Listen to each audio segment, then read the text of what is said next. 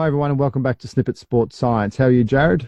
Excellent. How are you doing? Very well, thanks. And thanks to eliteform.com for sponsoring our podcast. And thank you, listeners, for joining us. Last week, we looked at the paper about the role of BFR training in elite powerlifters, and we went through the methods and some of the results. And look, it was quite a big paper, wasn't it, Jared?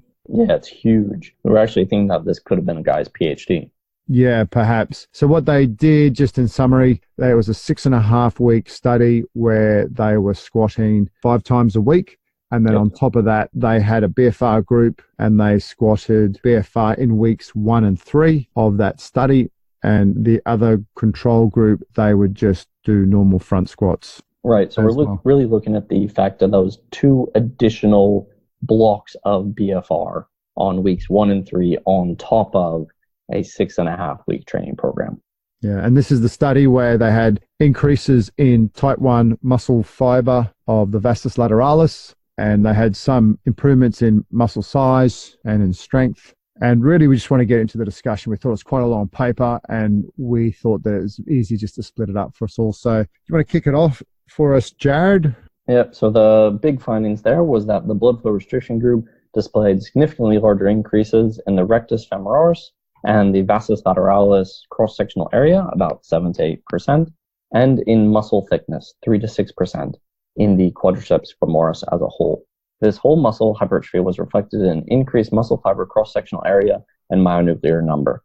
Notably, myofiber hypertrophy and addition of myonuclei were restricted to the type 1 fibers, 12% and 18% respectively.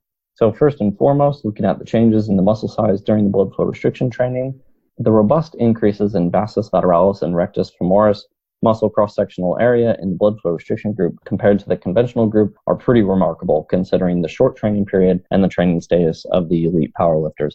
It's very difficult to get any sort of hypertrophy improvements in 90 to 100 kilo national level powerlifters. So it's quite impressive to get any increase in size in these guys.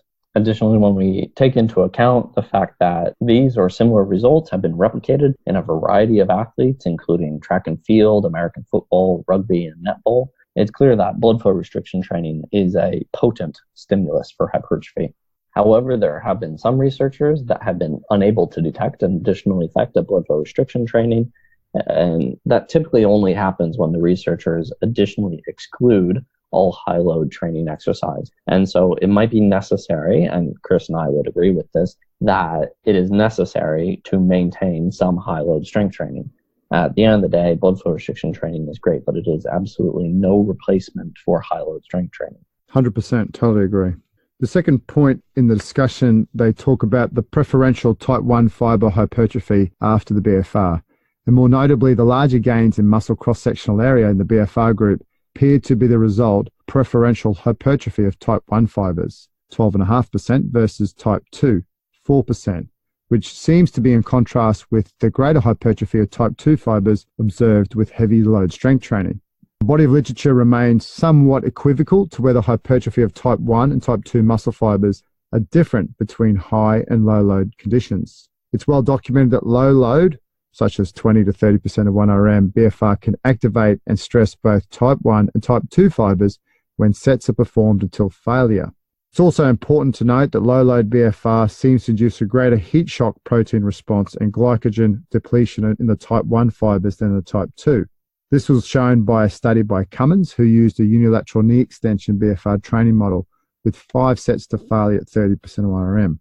The findings from Cummins suggest that type 2 fibers are overall less stressed than type 1 fibers in low-load BFR, even when multiple sets to failure. Therefore, low-load BFR may serve as a novel stimulus for the type 1 fibers in elite powerlifters, and these fibers probably have a large growth potential as powerlifters seem to have preferentially hypertrophied type 2 fibers. Right, that's something we've talked about a bit before, where if you basically maxed out on your type 2, you have potential for more hypertrophy by hypertrophying those type 1 fibers. And this was a point I really wanted to bring in about the elderly. So in sarcopenia, you typically lose your type 2 muscle fiber. You don't lose your type 1 muscle fiber very much as you age. And so, in my opinion, blood flow restriction training could be a very unique stimulus for fighting off sarcopenia, because it allows you to maintain muscle mass through your type 1 fibers specifically. And just as a general note here, when you look at elite training groups, powerlifters versus weightlifters versus track and field athletes and so forth, I would assume that there's slightly different muscle fiber distributions amongst those group of athletes. And once again, in the first podcast on this article, we spoke about the vastus lateralis potentially having a greater mixed muscle fiber type compared to other muscles in the quad. So you're taking a biopsy, and when you're doing that much squatting, which is a lot for athletes, you're not talking about powerlifters here, just in terms of just traditional normal power strength speed athletes or team sport athletes, they don't squat that much. They don't train that much in the gym because they're doing other movements, which may actually help keep that type 2 fiber potentially. Right, exactly. And just speaking a little bit more about practicality, people doing real world sort of movements. One thing I really appreciated about this study is that they used a bilateral multi-joint exercise, the front squat, as opposed to a lot of the studies that you see in this area. They really focus on unilateral exercises like knee extension, elbow flexion, that sort of thing. And so it's always really beneficial for me when I see a big exercise being used with blood flow restriction training. I think it tells us a lot more about it. Totally agree with you there, Jared. In regard to the myonuclear responses, the fiber type specific increases in the muscle fiber area were associated at Pearson's R of 0.62 with the preferential myonuclear addition in type 1 fibers of the blood flow restriction group. It's believed that each nucleus controls the capacity for protein synthesis within a finite area or volume of cytoplasm, referred to as the myonuclear domain. So as we increase the myonuclei, those myonuclei are better able to do protein synthesis for a given area. And that's why we saw in the results that the type 1 fiber hypertrophy was almost identical to the increase in the type 1 fiber myonuclei. In relation to this, Murrock and colleagues proposed a model for fiber type specific satellite cell dependence during hypertrophy, suggesting that type 1 fibers have a more stringent reliance on myonuclear accretion during hypertrophy due to their greater relative metabolic activity and protein synthesis rate, whereas glycolytic fibers may possess a more flexible myonuclear domain. This might be part of what underlies the response of type 1 fibers to the blood flow restriction training, is that the blood flow restriction training is stressing these specific responses and causing that adaptation. Therefore, despite the significant increases in myonuclear content in the blood flow restriction group, no increase in satellite cells was observed in this study. Importantly, the post-biopsies were obtained 4 weeks after the blood flow restriction session. It may therefore be speculated that the blood flow restriction group increased the number of satellite cells during the 2 blocks of blood flow restriction training and subsequently reduced the number towards baseline levels during the 4 weeks after blood flow restriction training due to fusion with the growing type 1 fibers. Finally, powerlifters do have a greater number of satellite cells per muscle fiber compared to untrained individuals, and alternatively, it could be speculated that the elite powerlifters do not expand their satellite cell pool in addition to the proliferated satellite cells that fuse into existing muscle fibers. In relation to the regulation of satellite cell cycle and myoblast fusion, the changes this study observed in the muscle microRNA and gene expression support an increased myogenesis and muscle remodeling in the elite powerlifters following the blood flow restriction protocol. Considering the markers of ribosomal capacity, this study did not detect an increase in most of the ribosomal capacity markers. Now, that's important because ribosomes are basically little protein factories in the cell. And so if you have more ribosomal capacity, then you have more capacity to create protein. That's what's largely responsible for the muscle protein synthesis that we talk about often. Another point here is around angiogenesis, and strength training can induce angiogenesis, and strength training can induce this to support hypertrophy.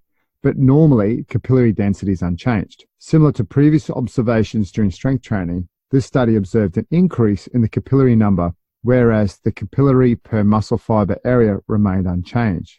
The novel finding in this study was that also the capillary response was specific to type 1 fibers with the BFR protocol. I'm going to point out here, but P was equal to 0.07. There was something there, but it wasn't significant. The expression of the pro-angiogenic gene, which is a positive thing, VEGF, increased in the BFR group together with a decrease in the direct inhibitor of VEGF, MIR16.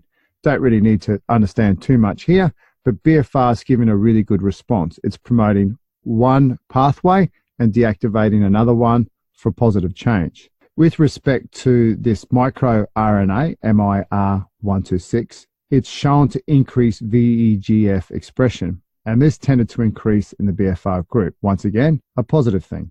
However, although the reduction of one pathway and an increase in the other may partly explain this overall positive effect of BFR, they actually put a nice little sentence here: it requires further investigation. Right, so it increases the upregulation of growing blood vessels and decreases the downregulation. So it's very likely that it's causing more blood vessels to grow, but we don't actually know that. It's just extremely likely based on the mechanism. Finally, something real: muscle strength. Yeah, that's right. Only the blood flow restriction group increased the maximal voluntary isokinetic torque in knee extension from baseline. And the increase in type 1 muscle fiber area was strongly correlated with the gains in the maximal voluntary isokinetic torque at a Pearson's R of 0.79. Additionally, this tended to correlate with the increases in front squat 1RM with a Pearson's R of 0.63.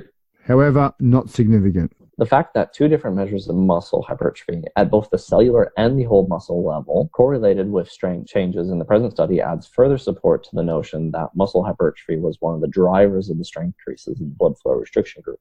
Additionally, with high-level powerlifters, you think they've largely maxed out their ability to adapt to traditional strength training. And so those novel stimuli where you can get additional growth potentially through type 1 fibers, which are non-traditionally grown, is a easy avenue to get those additional strength gains. Of course, powerlifters are often not well familiarized with the front squat exercise, and consequently the conventional group, which performed a lot more high-load front squats than the blood flow restriction group, the conventional group performed 16 high-load front squat sessions versus the 6 high-load front squat sessions performed by the blood flow restriction group, and therefore they had more technique training.